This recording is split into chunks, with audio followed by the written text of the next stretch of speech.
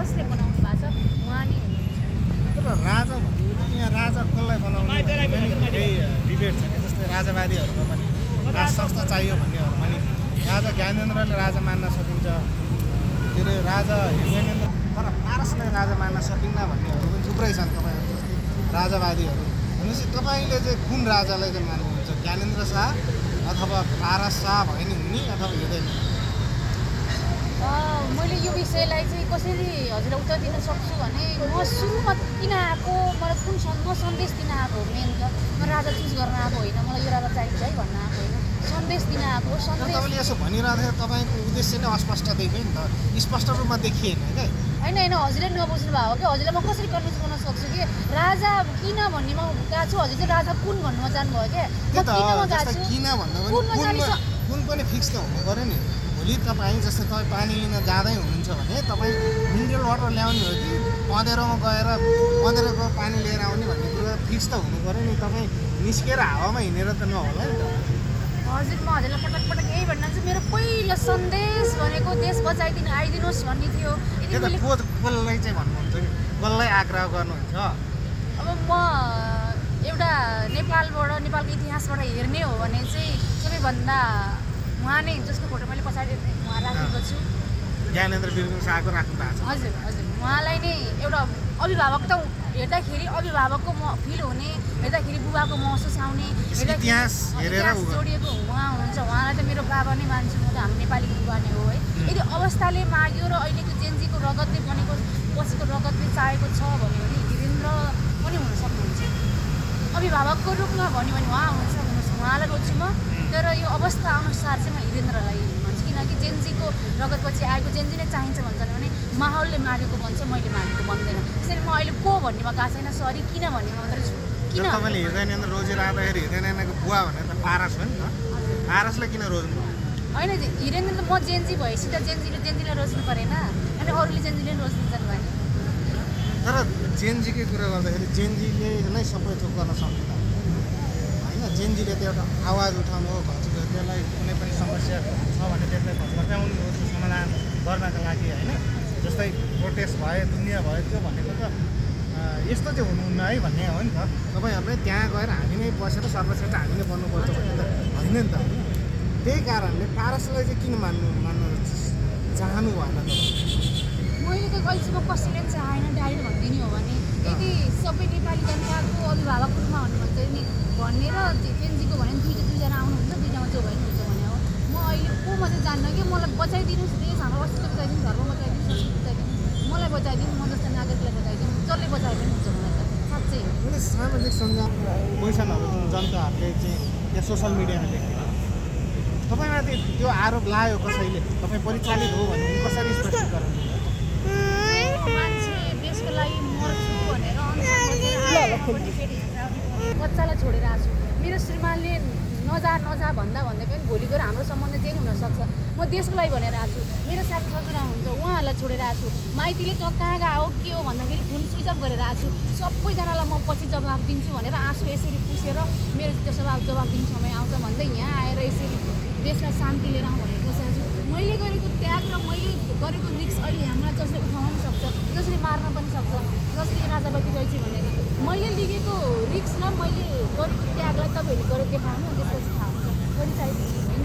म जस्तो बनेर देखाउनु तर त्यसले त छोडी जान्छ, बोल्छ, छोडियो भने पनि हामी बिर्सिन्छौँ क्या। देशले त्यस्तो बनाउँछ कि म को हो भनेर एकपल्ट बिर्सिँदो रहेछ, म किन हो भन्ने कुरा सम्झिँदो रहेछ। म किन हो भन्दाखेरि यो देशको लागि हो, देशको आवाज हो, मैले नगरी कसले गर्छ भनेर यति धेरै शक्ति बोकेर यहाँ बसेपछि जनताले तपाईँलाई यो शक्ति चाहिँ कहाँबाट आयो अथवा तपाईँ चाहिँ कहाँबाट चाहिँ भनौँ न एउटा के अरे कसैको मार्गदर्शनबाट यहाँसम्म आयो भनेर सोध्यो भने के भन्नु? विश्वास गर्नेले गर्दैन, कसैले पागल भन्दैन। म श्री भगवान्को दर्शनबाट आएको छु, उहाँले नै मार्गदर्शन गर्नुभयो, डाइरेक्ट आएर गर्नुभयो, इन्टरभ्यू गर्नुभयो, त्यो कुरा विश्वास गर्दैन। मान्छे टेकेर फेरि आउने भए यिनीहरू आएपछि हाम्रो पालोमा आउने भयो, आउँदैन। यिनीहरू कुर्सीमै बसिरहन्छन्, हाम्रो पालो आउँदैनन्। त्योभन्दा त बरु मैले सुरु गरिदिन्छु, म जेनजीलाई जगाइदिन्छु र हामी पनि किन त जान पाउँदैनौँ सत्तामा सरकारमा भन्ने उनीहरूलाई जगाइदिन्छु भनेर यो यो शक्तिले आएको अवस्थाले माग्ने बित्तिकै मैले यतिखेर नै गएर जेनजीलाई पनि तताउनुपर्छ र सरकारलाई पनि राजालाई पनि भन्नुपर्छ रगत बग्नुभन्दा पूर्व आइदिनुहोस् न मैले मागिसकेको भन्नुपर्छ भने अवस्थाले मलाई लिएर आएको हो क्या कसैले गरेर होइन अवस्थाले मैले तपाईँलाई लक्ष्मी देवी माता देखेको पनि देखेको छु तपाईँ साँच्चीकै माता पनि हो दैविक शक्ति पाएर त्यो जुन कामनी सामनी हेराउने हुन्छ नि त्योवाला माता चाहिँ होइन तर मैले देवी मेरो त्यहाँनिर बस्नेहरूलाई जोडेर देवी बनाएको थिएँ डी र बी बनाएर देवीलाई अब त्यो रूपमा लैदिनुहुन्छ होइन मलाई समस्या छैन तर शक्तिवाला माता चाहिँ होइन त्यही त मैले माता तर एउटा विश्वास हुन्छ सत्यको बाटो हिँड्यो भने सफल हुन्छ भन्ने उहाँले नै दिनुभएको सन्देशलाई लिएर म जुन बाटोमा छु अवश्य पनि सफल हुन्छु भने शक्ति चाहिँ उहाँबाट आएको भन्न खोजेको हो त्यो अर्को वाला शक्ति चाहिँ होइन तिनीहरूले समाजमा छ देवी भन्ने बित्तिकै काम्ने भविष्य हेराउने यस्तो उठ्ने त्योवाला चाहिँ होइन है ब्रह्म तपाईँले चाहिँ भविष्य हेर्नु म हेर्दिनँ कतै तपाईँले आफ्नै भविष्य नदेखाएर नै यहाँ यसरी आउनु भएको छ उद्देश्यविहीन रूपमा भनेर आरोप लगायो भने कसरी स्पष्ट गराउने मलाई चिनेर यहाँ आएको है अनि चिनाउनको लागि आएको तिमी को हौ भन्दाखेरि तिमी कुन चिजमा रमाइरहेको छौ अहिले तिमी छेडी चिजमा रमाइरहेको छौ तिमीले दुध रस हेरिरहेको छैनौ तिम्रै उमेरको म चाहिँ 26-27 वर्षमा लाउने खाने घुम्ने टुल्ने मोज मस्ती गर्ने उमेरमा देशको चिन्तन गरेर म यहाँसँग आएको छु मैले त मलाई खोजिसकेँ मेरो जन्म किन भएको रहेछ भने मेरो माटोलाई चिन्न भएको रहेछ माटोलाई बचाउन भएको रहेछ भनेर मैले राजा भनेको तिमीलाई चिन पहिला मैले त मलाई चिनिसकेँ कता मेरो भविष्यको कुरा गर्नु म भविष्य मेरो चिनेर नै आएको म यसकै लागि मैले एउटा कमेन्ट देखाएको थिएँ तपाईँको भिडियोको पनि तपाईँ त मोडल पनि हुनुहुन्छ होइन गीत सङ्गीत क्षेत्रमा नि राम्रै दखल राख्ने व्यक्तित्व हुनुहुन्छ अरे अनि तपाईँले काहीँ न काहीँ रूपमा जिन्दगीबाट हार खाएर अथवा मैले जिन्दगीमा केही गर्न सकिनँ अब यसो गऱ्यो भने म भाइरल हुन्छ कि भनेर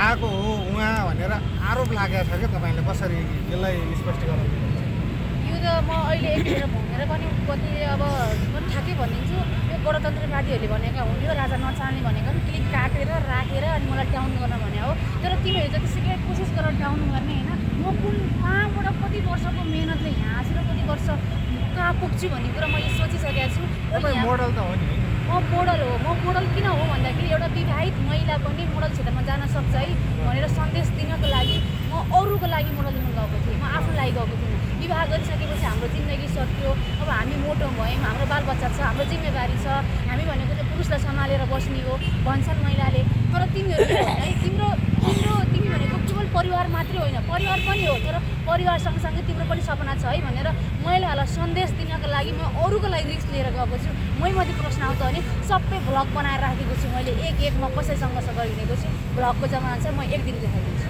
त्यही त तपाईँले भन्नुभयो नि भएको रहेछ तपाईँले धेरै म होइन यथार्थमै म चाहिँ बरु यी दुःख कष्ट गर्नुभन्दा बरु म यसरी राजनीतिमा लाग्नका लागि एउटा पब्लिसिटी पाउनका लागि आएको भन्ने खालको आरोप छ क्या तपाईँको धेरै धेरै धन्यवाद तपाईँले मैले सोचिरहेको कुरा भनिदिनु भयो यतिखेर है मैले चाहिँ मलाई पर्या होइन यो समाज महिलालाई कतिसम्म पुरुषले दमन गर्छ मैले नजिकबाट देखेको छु एउटा पुरुषलाई कुनै ठाउँमा खान जानु पऱ्यो भने पहिला सुरुमा उसले शरीरलाई हेर्छ त्यो मलाई थाहा छ रातको सम्झौता गर्छ त्यो मलाई थाहा छ पुरुषले कतिसम्म महिलालाई कहाँसम्म गर्छ भन्ने कुरा सबै मलाई थाहा छ मलाई यही थाहा छ मेरो श्रीमानलाई पनि यो थाहा छ समाज कस्तो छ भन्ने कुरा अनि श्रीमानले तँ पनि यही दिनमा पुग्छेस् है भन्नको लागि नजा भन्नुभयो बोल जाने भयो डिभोर्स गरेर जा भन्नुभयो यस्तो समाजले गर्दा म जान पाइनँ भनेको म भएँ भनेको होइन म जान चाहेको थिएँ तर मलाई जान दिएनन् किनकि समाज यस्तो छ यस्तो समाजको हिस्सा त पनि बन्छेस् भनेर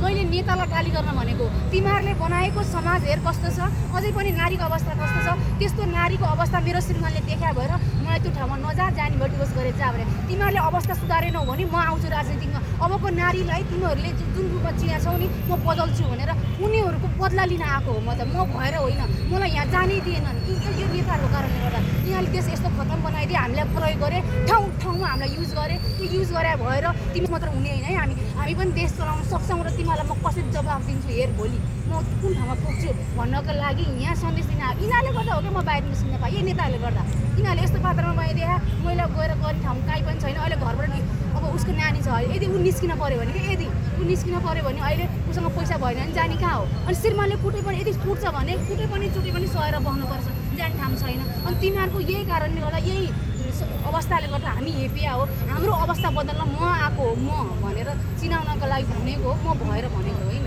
मतलब तपाईँ पुरुषहरूबाट पीडित भएर पुरुषहरू जुन पुरुष भन्ने शब्दलाई नै नफरत गर्न खोजिएको हो जस्तो देखिन्छ नि तपाईँको भाव सुन्दाखेरि। म पुरुष भनेर पुरुषलाई गलत भन्दिनँ।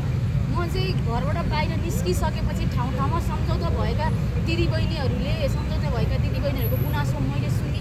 म चाहिँ कस्तो भइदिएँ भने मलाई परेको पीडा मात्रै मेरो भन्नेवाला नारी होइन। त्यतिखेर यो देशको अवस्थाले हामीले जति पनि प्रयोग गरेको छ, मलाई श्रीमानले यो राजनीतिमा नजा, यो क्षेत्रमा नजा, त्यहाँ रिक्स छ, त्यो बित्ति बसेर जा भनेको कारणले यो अवस्थाले गर्दा हो। यो अवस्था बदल्नुपर्छ भन्ने मात्र मेरो कुनै त्यस्तो नराम्रो छैन। अवस्था नै गलत छ, मलाई कतै भन्नु भएको तपाईँले। अवस्था यस्तो छ देशको। तपाईँको कुरा सुनिरहँदाखेरि भोलि गएर तपाईँको डिभोर्स पनि हुनसक्ने अवस्था हो एकदमै किनकि यो नेतालाई पनि जान्छ। यो राजनीतिकमा पनि अब मैले राजनीति गर्छु भनिसकेपछि यहाँ नेताहरूको चलखेल हुन थाल्छ। यसलाई उठाउने हो कि यसको घरलाई उठाउने हो कि यसको बच्चालाई उठाउने हो कि यसको खोला उठाउने हो कि भन्ने चालखेल हुन थाल्छ। यिनीहरूले गर्दाखेरि हो कि यदि भयो भने यिनीहरूको दोषी नै यही नेताहरू हुन्छ। कति वर्षको बच्चा छ नि त? मेरो 5 वर्ष हुन्छ। 5 वर्ष आमा खोज्दै होला ती बच्चाले। हजुर, अनि म सम्पूर्ण बच्चाको आमा बन्न सकौँ भनेर एउटा रिक्स लिएर हिँडेको आमा हो। मैले रिक्स नलिए अब कसले लिन्छ भनेर आएको हुँ। मलाई त झन् आशीर्वाद दिनुपर्ने ठाउँमा, मलाई झन् सल्लाह सुझाव दिनुपर्ने ठाउँमा, म कति टुटेको छु, कति एक्लो छु, मलाई सबैले साथ दिनुपर्ने ठाउँमा यसो भन्छ। तपाईँले यसो भनिरहँदाखेरि म